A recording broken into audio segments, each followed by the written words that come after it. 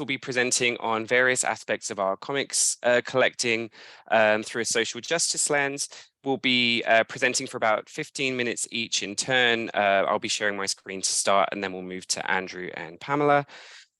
And then we'll have time for Q&A at the end. There'll be about 10-15 minutes to ask questions. So if you think of anything during the conversation, please do pop them in the chat, and we'll try and get to them at the end. And before I start, I just want to provide a mild content warning.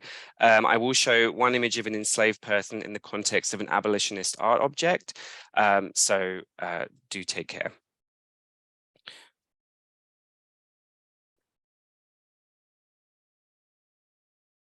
Okay, so just very briefly about me. As I mentioned, I'm the Klein Librarian for Science Fiction. There's my email address and some links to our social media accounts for Eatonverse, which is the accounts for the Eaton collection of science fiction and fantasy. I write science fiction, and I produce scholarship on science fiction too. And don't worry about scribbling all these down. We'll be recording this presentation, and you can pause and access the links there. So the Eaton collection of science fiction and fantasy is one of the world's largest research collections of science fiction and fantasy. We've got over 3,000 items, including pulps, hardbacks, paperbacks, nearly 100,000 fanzines, authors' papers, ephemera, realia. It's a treasure trove of genre-related items and texts. And one of the things I've been seeing I've been here 6 months, but even in sort of my academic work before that, comics and zines in particular are enjoying a real resurgence of focus in academic texts. So part of the presentation today is to sort of showcase some of those arguments, some of that research that's being done, as well as some of the amazing texts themselves that have been produced and are being produced in the field. So my portion is on Black comics in particular, and I was doing some research for this presentation. And obviously, when we think of comics, one of the first sort of genres we think of might be the superhero genre. And so what you can see here is issue 1 of Luke Cage, Hero for Hire. Luke Cage was the first African-American superhero to be featured in his own monthly comic book. This was for the first issues from June 1972, and this was coming out of the blaxploitation era of cinema, whereby Black communities were becoming the subjects of media at the same time as the representations were often drawing on problematic stereotypes. Also, the soundtracks of these films featured soul and funk, started to feature soul and funk, and these in turn would become part of the sonic aspect of Afrofuturism that would go on to be theorized and created later in later years. Oh, I'm sorry. And so you can see with Luke Cage, he is obviously extremely muscular. Depictions of his presence is often shirtless or with ripped shirts. This is a particularly exploitative cover of him in chains, busting out. And I sort of trace a visual genealogy of this to abolitionist iconography, such as the Wedgwood anti-slavery medallion, and the caption of which, am I not a man and a brother? It sort of recurs. You can see it again here in posters from the 1968 sanitation workers strike.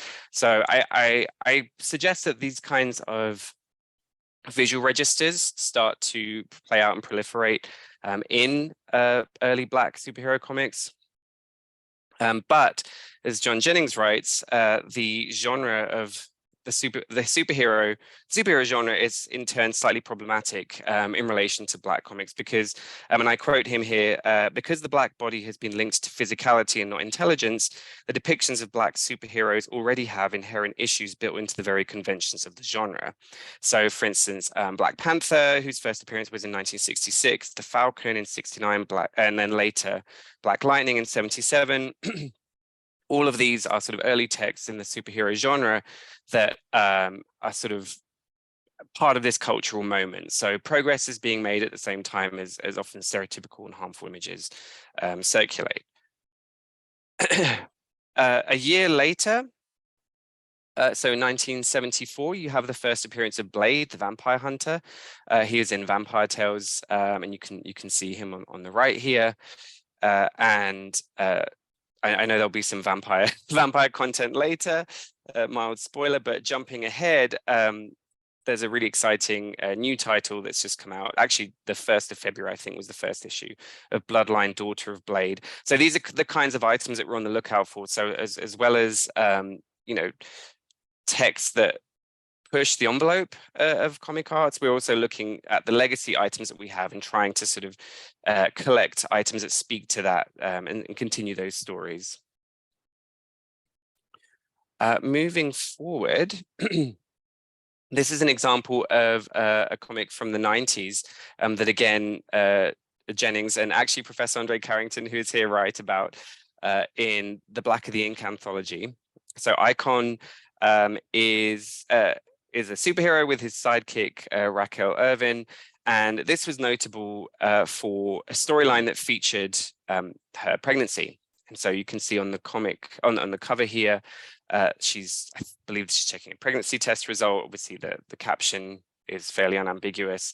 And these are the ways that the comic medium was starting to complicate and present more nuanced stories, I guess, of characters. And this was a fascinating example, actually, because I believe this character, and we have a bit greater experts than I in the room, but this character was a Republican character, and the creator, Dwayne McDuffie, sort of suffered some interesting crisis of consciousness as with reactions to this character. Let's see. So I should say also that this comic was created by Milestone Media, which was a Black-owned comics publisher. And jumping ahead to more recent examples, a lot of the research that I did for this project came about as a result of this book I mentioned, The Black of the Ink, an edited anthology. And we're very lucky, as well as Professor Andre Carrington here at UCR, we have Professor John Jennings, who is a professor, author, graphic novelist, curator, 2018 Eisner winner, and arguably a figure at the forefront of sort of Black comics today. And so what you can see on the screen here are some examples of text. You see the Nnedi Okorafor graphic novel, and then the adaptations of Kindred and Parable of the Sower from Octavia E. Butler. Again, Butler being a keystone figure in what's now known as Afrofuturism. And Professor Jennings and others, you know, these are local creators that we very much are trying to champion and include in our collections at UCR and sort of showcase their scholarship and the work that's being done, not just here, but beyond, and recognized nationally. So we're very grateful to have Professors Carrington and Jennings and other amazing creators and academics here. And again, jumping to an even more recent publication, these images you can see on the screen here are from T. Franklin's Bingo Love Jackpot Edition. We actually did an event with T. Franklin last year, I think. I think it was last year. Yes, we're in February now. Last year. T. Franklin, and this particular comic or graphic narrative is in the romance genre. It's obviously not superheroes. And it tells the story of an intergenerational love story between two women. And I believe it was nominated for a GLAAD Award for Outstanding Comic Book in 2019. And Franklin, in particular, is a really notable figure in contemporary comics. She is a queer, disabled, autistic, award-winning, best-selling comic writer, TV writer, and public speaker. And she was actually the first Black, queer, disabled woman with a series published by Image Comics. And Bingo Love in particular is in its third printing. And she's also the first Black woman to write the DC Comics characters Harley Quinn and Poison Ivy. So she's really, you know, a pioneering figure in the field. And this is a beautiful item. The image on the right here you can see is from a new acquisitions pop-up exhibit that if you're in the area, you can visit the Rivera Library at UCR, and this is in Special Collections and Archives on the 4th floor. And it's just, oops, excuse me. This is just one of the items that you can see in our case of new acquisitions. And it's, as I said, it's a really beautiful object. And so thinking about, and I appreciate this has been a very whistle-stop tour, but thinking about just the variety of representation in Black comics, a particularly interesting item, again, recent, was LAAB magazine, which was, and this is issue 0, which was donated to the Eaton collection. And it's Ronald Wimberly, who's another comic artist, annual art tabloid on identity and visual culture. And this issue, Dark Matter, features a wide variety of comics, articles, illustrations, interviews, and artworks that explode the lethal tropes of Black representation in science fiction and popular mythology. So there's a variety of articles in here that talk about art and representation, but in particular nuances of graphic design, of artistry. There's a fascinating article that sort of analyzes the New York Times layout to show how it minimizes racial violence. And this particular article here that you can see a few frames of, that actually talks about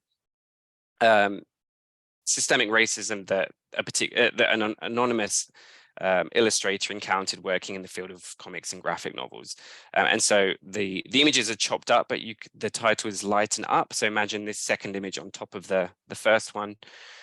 And it goes into, I mean, it's a graphic narrative in and of itself, but it's talking about editorial decisions about changing the skin tone of characters, or the kinds of compromises, I guess, Black artists and artists of color frequently had to make when representing, people of color in comics.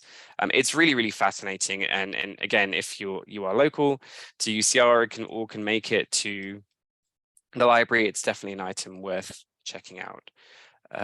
And I believe I've hit my 15 minutes, so I will stop there.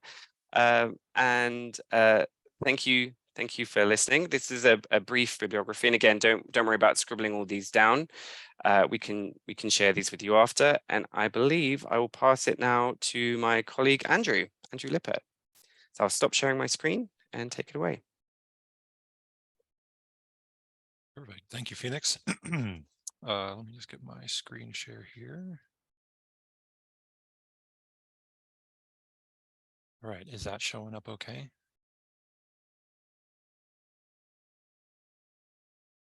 Hope everybody can see that screen share okay. All right, perfect. Yeah, so thank you, Phoenix. Really interesting, and I think everybody will start to see a little bit of some trends and commonalities as we talk about some of these comics.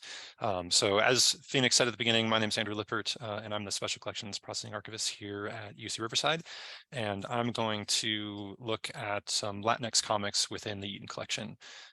So we're going to go ahead and start off with a quick history of Latinx comics, and then we'll look at a specific graphic novel by Gustavo Vargas.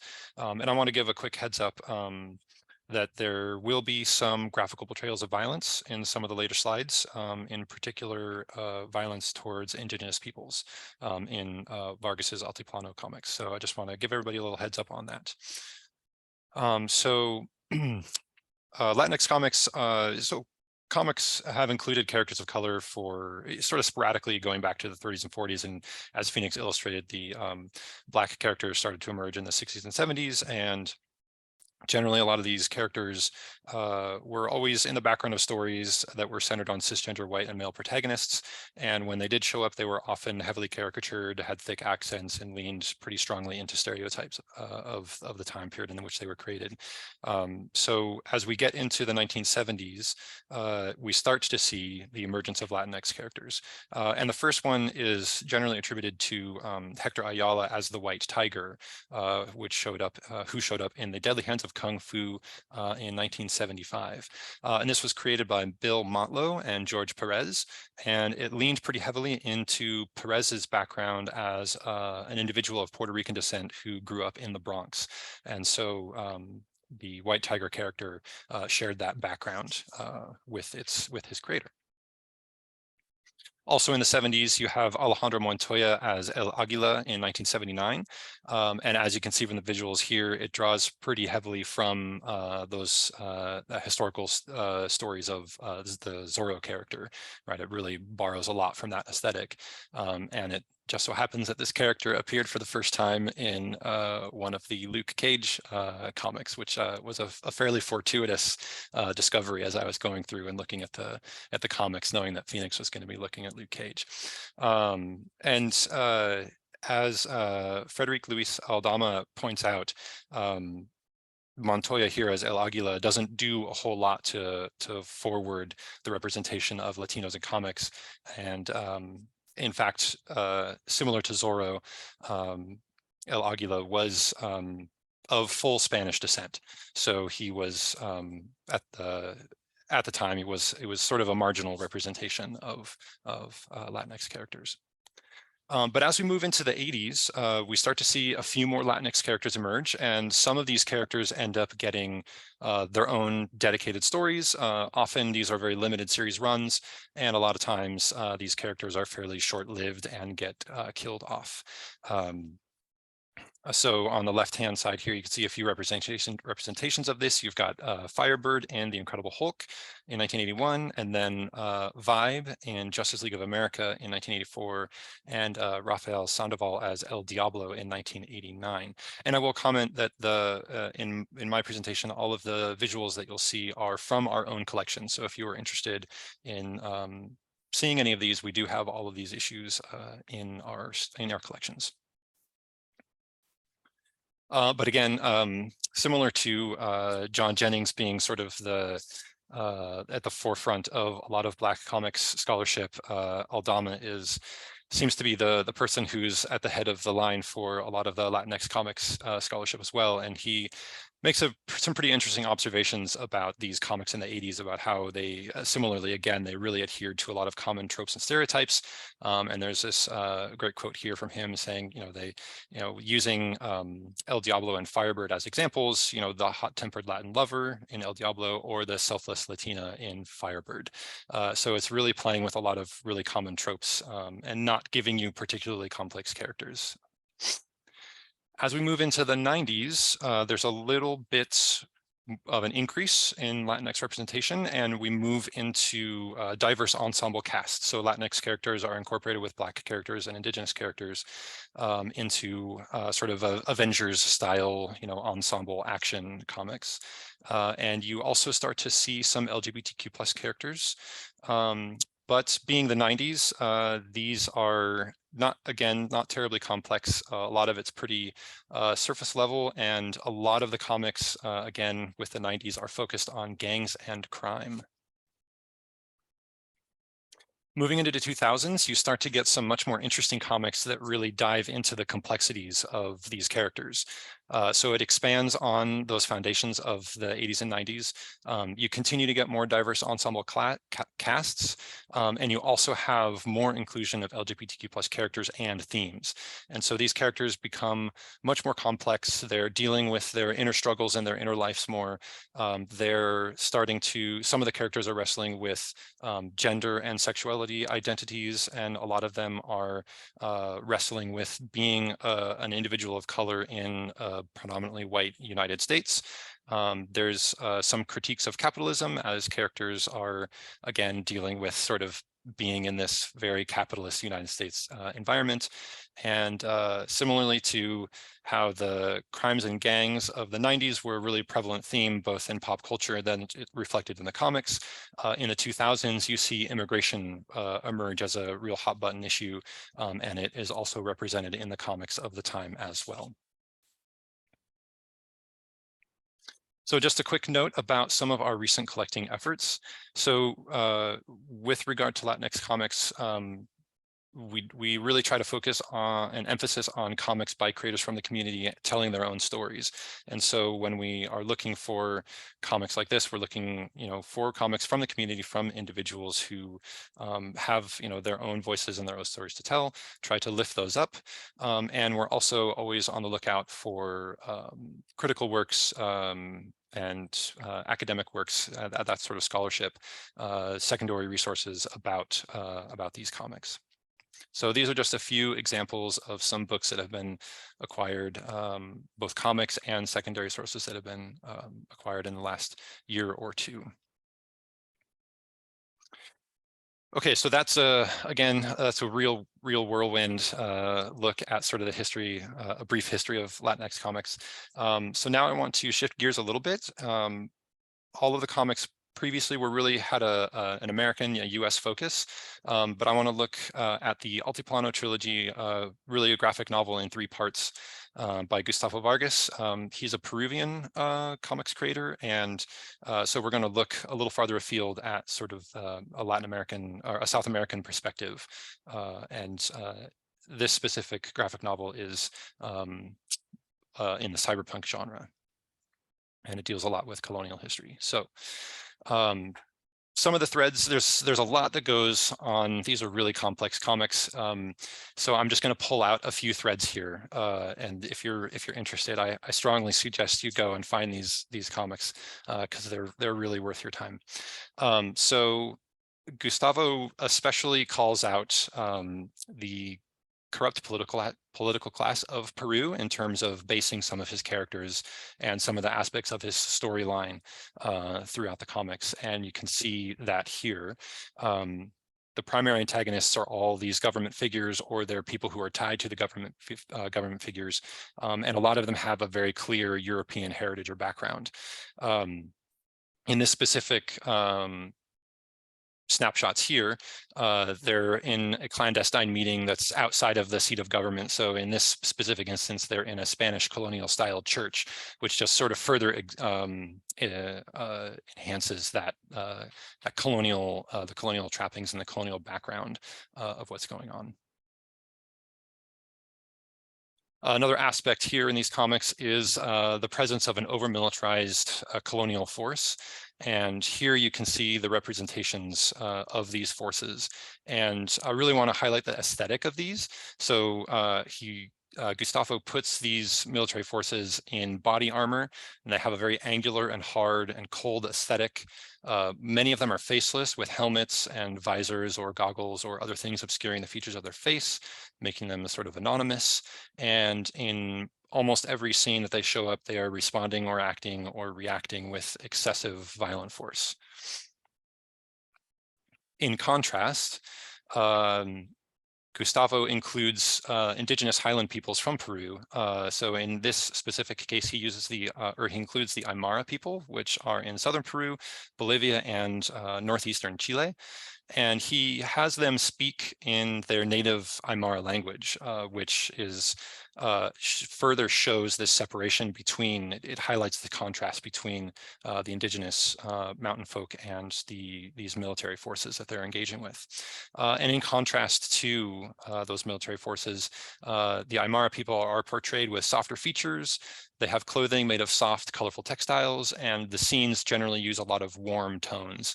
And again, in contrast to the military forces, which are very high-tech, cyberpunk style, the rural people, or the peoples of the Highlands are, low-tech, rural, agricultural people.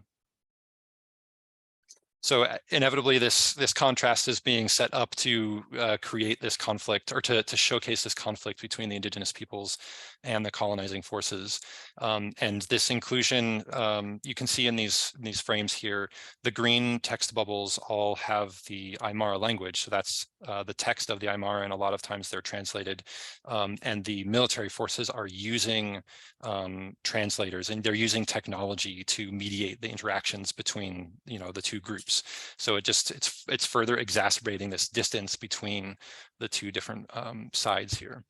And this is very explicitly a representation of a colonizer oppressing the colonized, and it's based on a long history of conflict in Peru. So it's both looking at a history of colonialism, but more recently, it's pulling from the legacy of the Cold War and what happened in Peru in the 80s and 90s, in which there was extended conflict between the government in Lima and, in particular, leftist groups in the more remote parts of the country. And the indigenous and the general population were both sort of caught in the middle, and there were a lot of violence and atrocities were committed against the indigenous populations. And one point I want to just highlight here. So down at the bottom of the very bottom frame there, you can see that politician talking about the terrorist villagers. And the quote there is, "The terrorist villagers' excuse is getting old." And when I read this the first time going through the comics, I was just like, oh, that's really interesting. You know, as somebody who was a young adult during the War on Terror and all that kind of stuff, it really caught my eye as sort of like, huh, I wonder what that's about. And so I went and did some research and looked into it and learned that basically this terminology, labeling people as terrorists, was a way for the government forces, whether it's the military, the police, or other paramilitary groups, to basically have a blank check to do whatever they wanted to the people of Peru, especially the indigenous people. And so it's a really interesting callback to this pretty tragic history, recent past within Peru. And if anybody is interested in this, I strongly recommend looking into a report from Amnesty International in 2004, the Truth and Reconciliation Commission, and there's a citation for that on my last slide, so you can see the links to that. And the last thing here I will just want to touch on is just talk about the communities and the networks that leads to this type of collecting. So our colleague here, Sandy Enriquez, she is a fellow librarian, but she's also a zinester, and she is plugged into various communities, including this Alt-Salt community, which is a community of zinesters, comics creators, and electronic literature makers. And it really focuses on BIPOC and Indigenous and LGBTQ plus communities and creators. And so, you know, her friend is the person who created that community, and he was somebody who was in touch with Gustavo Vargas. And so it's, you know, it's several different degrees of separation, but this is how you build the connections, and you know people, you know a person who knows a person who knows a person, and you slowly start to discover and find these you know, smaller published items, or in this case specifically, Vargas self-published these comic books. So, you know, in a lot of ways, you don't know about them if somebody doesn't tell you that they're there. They're not just out there being advertised for you to find from Marvel or DC or that kind of thing. So just wanted to give a little shout out to the community that makes it happen, raises awareness of these types of items. And here is a bibliography. This, as we said earlier, these are going to be recorded, so you'll be able to come back and find this if you're interested in any of the comics or some of the secondary sources. And so with that, I think I'm right on time, and I'll pass it off to Pamela. So thank you. Great, thank you. Okay, well, thank you for having me today, and thank you to, that's loading up. Thank you to Phoenix and Andrew for inviting me. Any day I get to talk about comics, I consider a good day. In terms of content warning for today, I don't think I have a big one. There might be some violence, maybe a little bit of nudity, but I think my images might be a little more tame today, which is going to be interesting when we see the topic. Okay, so I'm at San Diego State University, and a little bit of background on our collection for the comics portion of our collection. Prior to 2011, we had a very modest collection. It was approximately 1,800 underground and independent comics titles.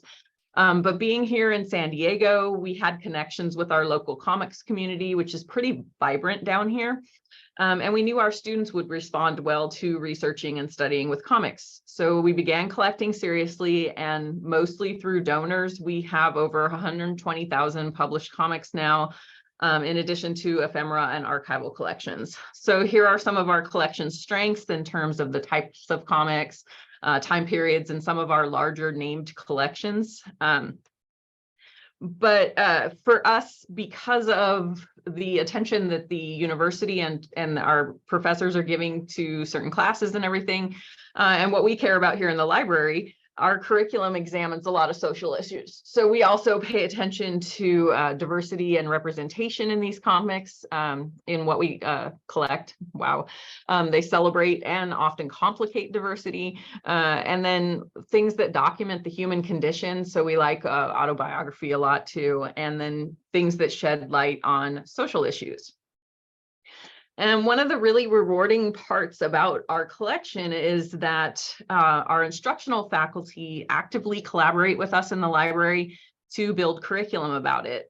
So when Phoenix introduced me, I'm the co-director of our Center for Comic Studies here. I'm co-director with an instructional faculty member. So history department, faculty member, and library, we are in close collaboration all the time to make these things happen, which is really cool down here.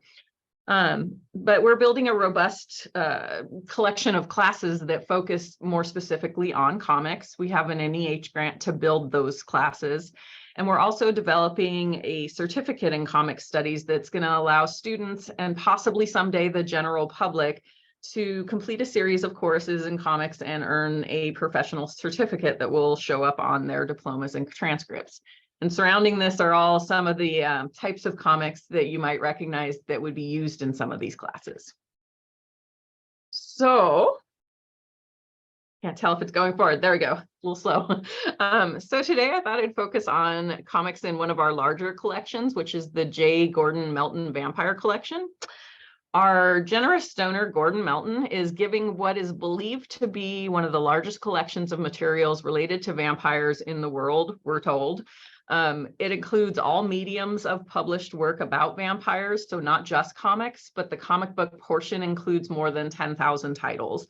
And pictured here are samples of comics from the collection that are in languages other than English, which I'm not going to focus on more today, but there are tons in languages other than English. So it's a pretty cool collection if you're looking at a variety of different languages in comics as well.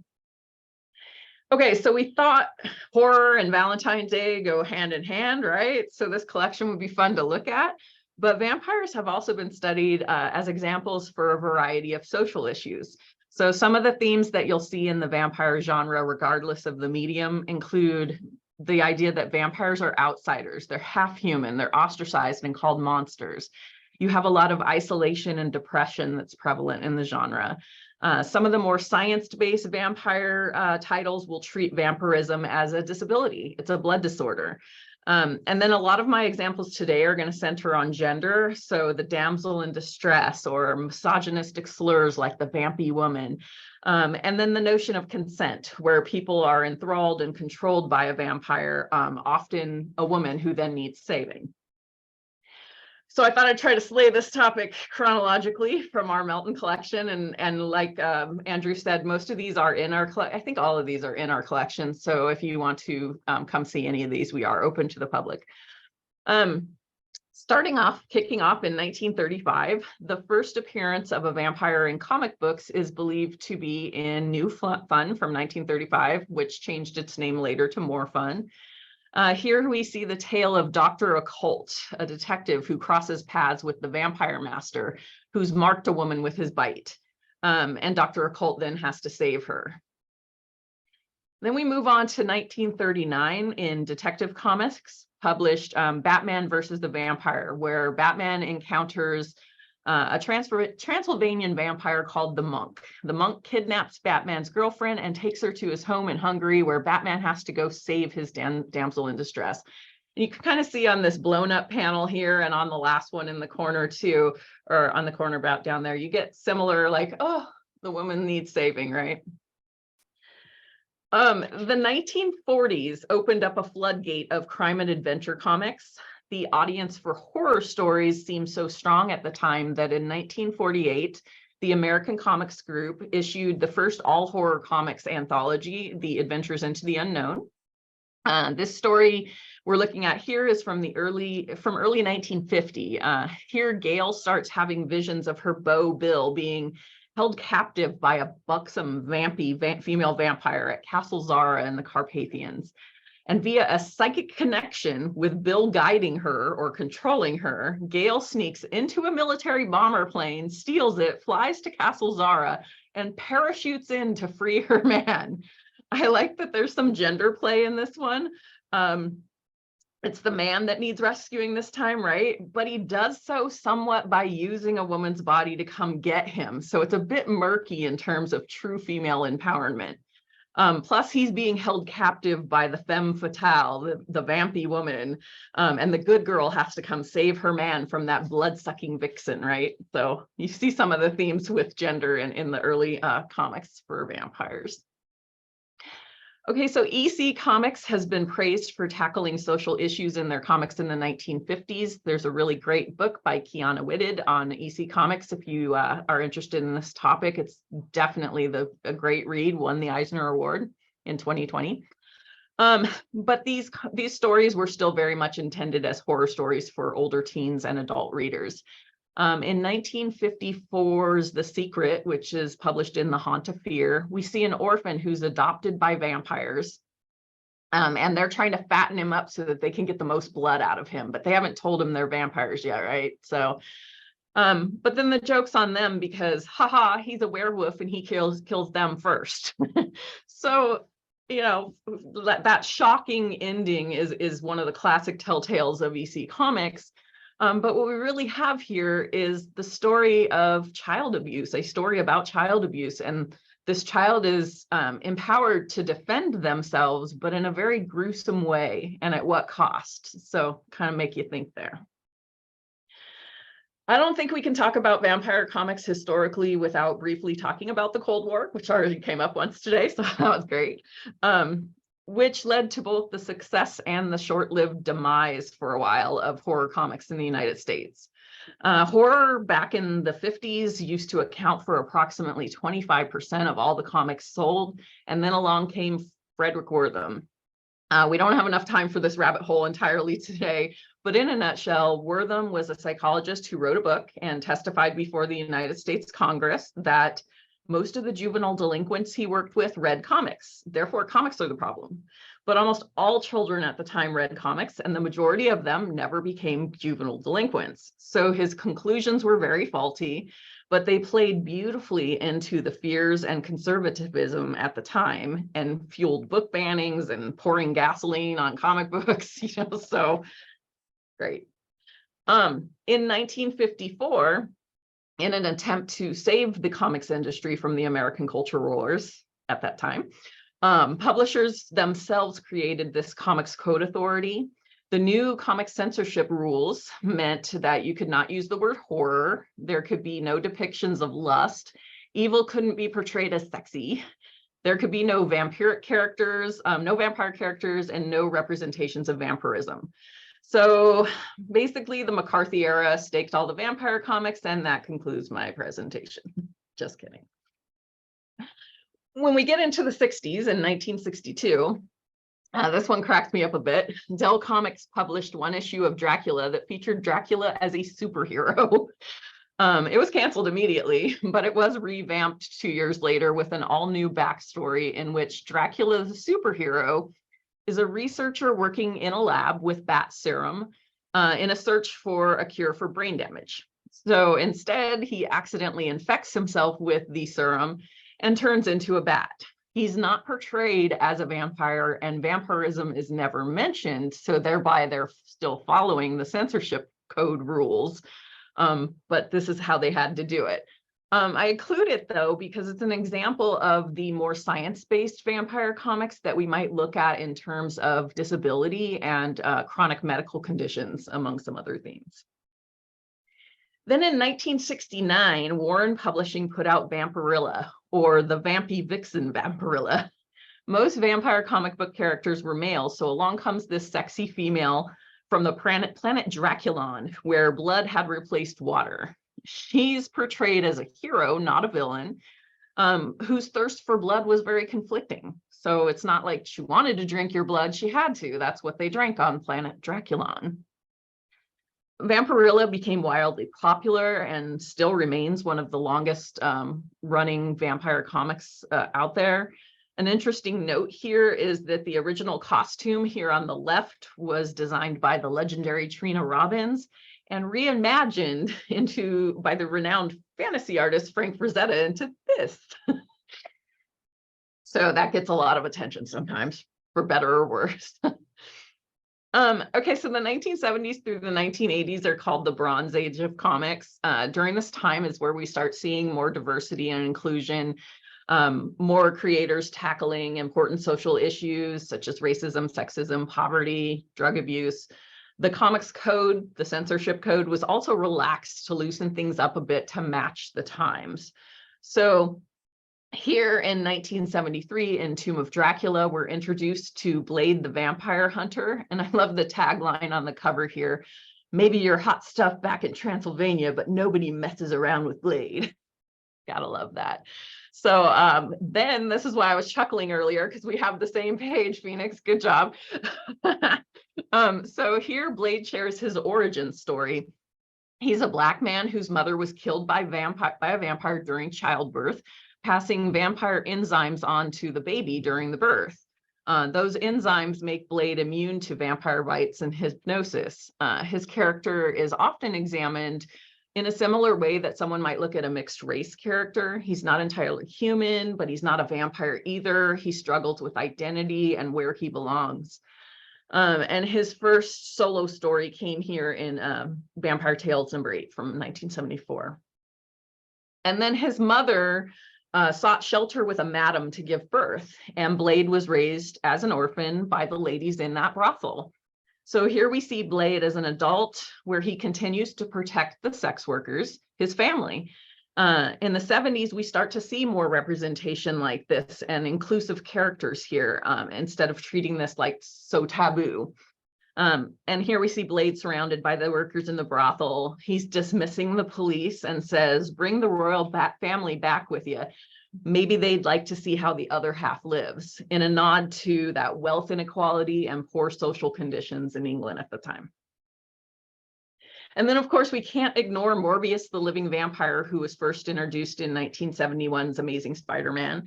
He's a Nobel Prize-winning biologist who contracts a rare disease, a rare blood disease. So again, here looking at it in terms of perhaps a disability that causes him to grow fangs, have super strength, and have a thirst for blood. Moving into the 80s are oddly somewhat of a desert for vampire comics. And I would kind of argue that for vampires and pop culture in general, there's a handful of good movies, and notably Anne Rice's Vampire Chronicles, but there's just not a ton of vampire stuff that stand out in the 80s. Most of the titles featuring vampires in comics were canceled by the early 80s. And this is a notable example in the House of Mystery anthology published I, Vampire. In it, we meet a 400-year-old vampire named Andrew Bennett, who infects his fiancée Mary with vampirism. And now she's forever out for revenge. So we see the theme of the vampy woman out for blood, but we can also look at this one perhaps in terms of communicable disease transmission, and maybe even against the backdrop of the HIV/AIDS crisis of the 1980s. And then by 1983, Dr. Strange kills all the vampires in the world, all of them. So they're banished from Marvel Comics for the next 6 years before another vampire is published there. And that kind of sums up how unpopular vampires had become in comics at the time. But in 1990, see if my slide's going. Sorry. Okay. In 1990, a comic book adaptation of Anne Rice's Vampire Stott was released, and that was followed by Interview, you'll note, Out of Order, and Queen of the Damned. I think we should consider here that Anne Rice's vampires were different. They were emotional and complex. They struggled with their humanity and with grief, loss, loneliness. They sometimes commit monstrous acts, but they're not monsters. They struggle with redemption and whether or not that's even possible for him. So I'd say that while Anne Rice did not single-handedly save vampires in comics, her work and its popularity at the time were one of the catalysts that helped bring vampires back to the pages of comics. And from there, it just exploded. There was a 50% increase in vampire comics from the year 1991 to 1992. And then we get into Buffy the Vampire Slayer and related spinoffs. And there are a ton of related spinoffs, as you can see, starting in 1998. The Buffyverse in general subverts gender stereotypes. The women are strong and in power positions. Buffy and later Willow, and among others, they don't need the saving. They're actually doing the saving. And then you also have lesbian characters in particular that are prominently featured and presented as whole and complex people with complex storylines. And then by 2021, we get The Last Slayer, where we're invited to consider issues of age and age discrimination, as Buffy's now a 50-year-old Slayer. Ouch. And here in season 11, the comics are referred to by seasons, not by volumes, because they continue the TV show where the TV show left off. We see this idea of the registering of otherness, which we see in other comics too, things like the X-Men lists that the government makes, you know. So the government's introduced a mandatory census of magical and supernatural individuals in the United States, which leads to confinement in concentration camps or safe zones. And here in the last panel, Buffy says they're bringing internment camps back to America. And then for sake of time, I'm not going to say a whole lot about the 2000s, except to say that vampires are going really strong still and show no signs of dying out. So there's tons of titles, lots of new titles, lots of exciting titles. And I think that they really look at social issues in an interesting way. Thanks. Let me stop sharing. Thank you so much for that. I will just share the title slide again. Okay. So yeah, thank you so much, Andrew and Pamela, and thank you all for being here. We have about 10 minutes left for Q&A. So either, well, probably the best way is either drop them in the chat, or you can unmute yourself and ask your question, and we'll be happy to answer them. Oh, actually, I see 2 in the chat. Do I see 2 in the chat? No, I see. Thanks. Thank you, though. We appreciate the nice comments.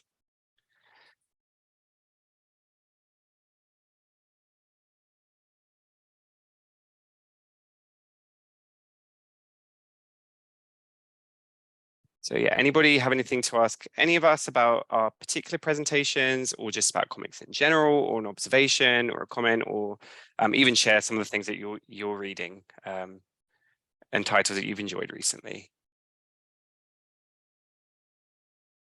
Okay, we have a question. Any adaptations of vampire novels to comics like Anne Rice or Chelsea Quinn Yarborough?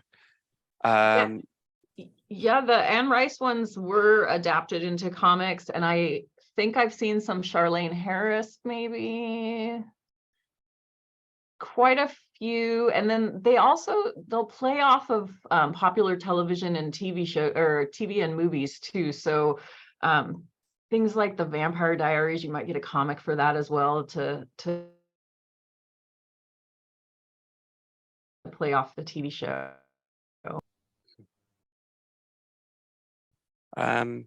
Andre, feel free to unmute. Yeah, thanks. This is really, really super. And thank you so much, Pamela, for joining us. Also, thank you, Sandy, also for doing so much of this work, even though you did not present on it. Your involvement is just so key to all of this. I was wondering about how Eaton, and Pamela, you could maybe chime in about SDSU, how you keep the individual issues of comic books, like individual comics over time. How do you store them? And, you know, do you put one comic in each folder? Is there a lot of attention to preservation? How do you deal with the fact that there's just so much that's printed on cheap paper that degrades over time? Yeah, great question. And I'll start to answer, and Andrew, feel free to chip in. All the comics I've seen are bagged and boarded, and they're usually arranged in series in folders, so they're kept vertically.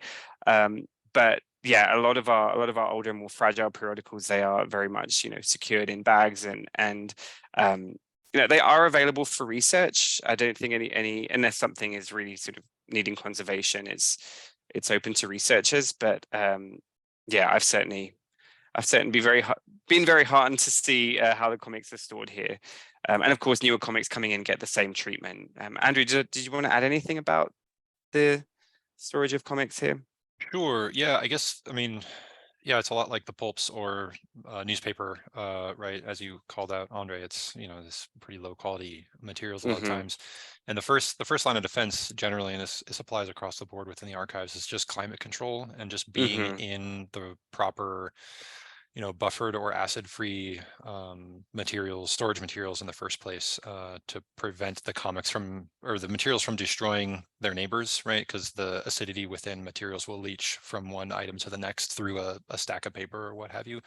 So yeah, getting them bagged and boarded, like Phoenix said, getting them sort of isolated and separated, but also just having them in a really good climate-controlled facility, and making sure they're all, they're not upright and slouching and warping and bending and all that kind of stuff. So it's, yeah, otherwise there's not a whole lot you can do.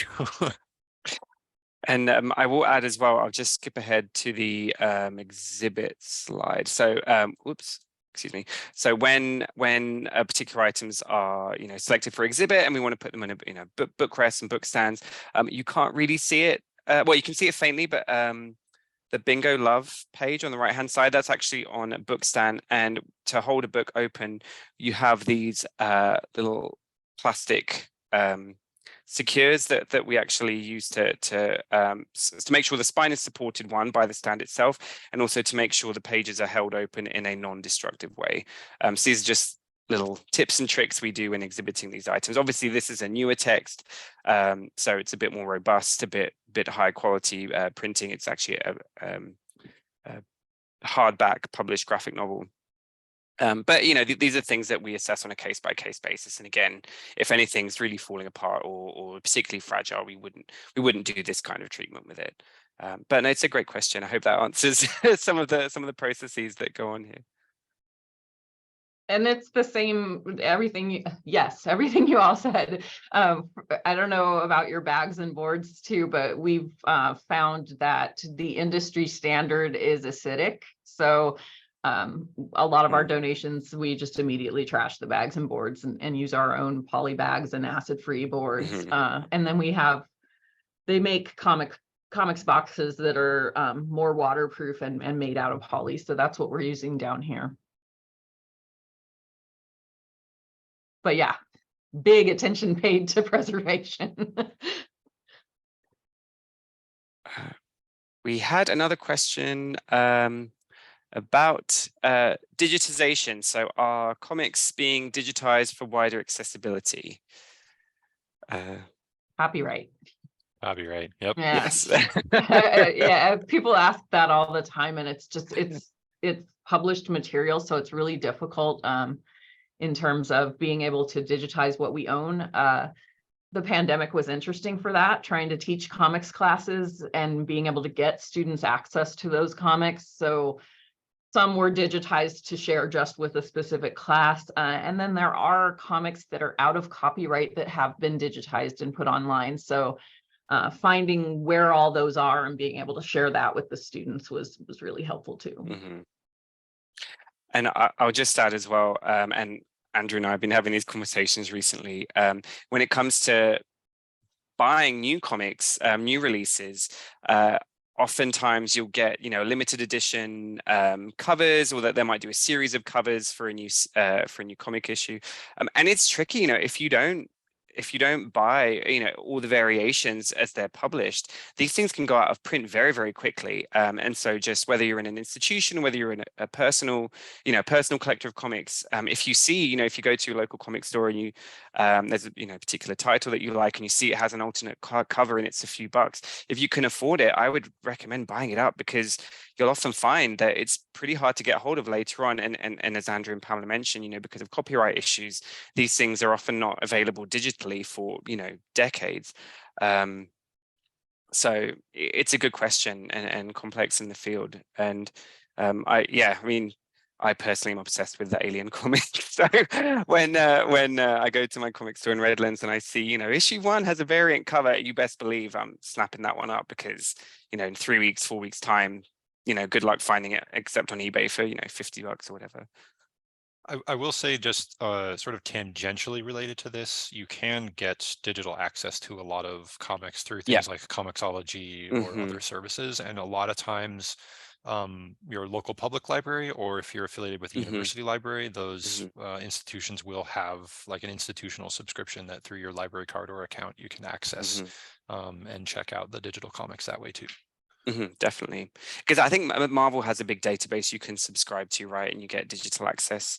But again, maybe some of the smaller published, some of the, depending on the size and resources, some of the smaller publishers might not have that. But no, that's great advice. I had a quick question.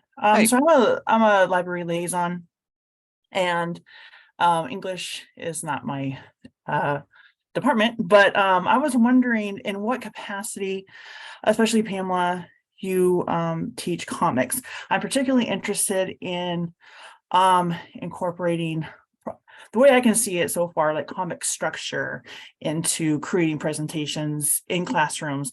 But are there other ways that maybe you've worked with the library or with other classrooms in library instruction to incorporate comics? Yeah, so I'm kind of a oddball, I think, in terms of liaisonship at my library. So because we don't have a comics studies major, and most of our liaisons are assigned to a major. And for us on campus, it's very interdisciplinary. So we have classes in art, English, history, humanities, education, like our rhetoric department. It's all over the place. And so those individual librarians are not usually doing the work with the departments on comics. I will. And then in terms of like library instruction sessions, it'll be whatever they're working on for their class. So whatever that topic of the class is, I'll often, do have them come to special collections and pull titles, or it works best when they're having to do some sort of assignment with them, and then they have a hold cart to come use them. We talk with them about how to read a comic, because it's that might be one that's taken for granted, that students don't really know how to read comics if they're not taught how to read them. You can, but if you understand, like, what is it, the transitions in the white space, what's in the gutter, all the aspects of reading a comic. So usually a lot of our professors, because they're focusing on that, they will teach them a unit on that, but sometimes I'll cover that in instruction classes as well. Well, and because I'm the liaison for anthropology, archaeology, sociology, psychology. So it is kind of hard to wedge those in. But I mean, I think that, like I said, that's kind of what I was trying to construct PowerPoints and learning objects using like the structural components of comics. But then I run into that same problem that you just talked about, saying, oh, by the way, a gutter is this, and oh, by the way, here is this, and it just sort of collapses on itself. And so the only other thing I could really think of is, trying to decolonize how, the examples that we use during an instruction class. Yeah. Maybe I could probably use some different titles with Latinx and Black authors and Indigenous authors, just as like one of my little exercises, I guess. Yeah. Okay, well, thank you. Thank you for your input. That's kind of how we started. Like, we just incorporating comics wherever we could until it grew into what it is now. So, yeah. Great. Thank you so much for that brilliant question. And we are actually at time. So thank you to my fellow presenters. Thank you all for coming and joining us today. We're going to get subtitles finalized for the recording. So the recording should be available within a week or so. We'll be sure to post the links on our various social media channels and networks. So look out for that. And thank you so much for joining us today, and have a great week, and happy Valentine's Day.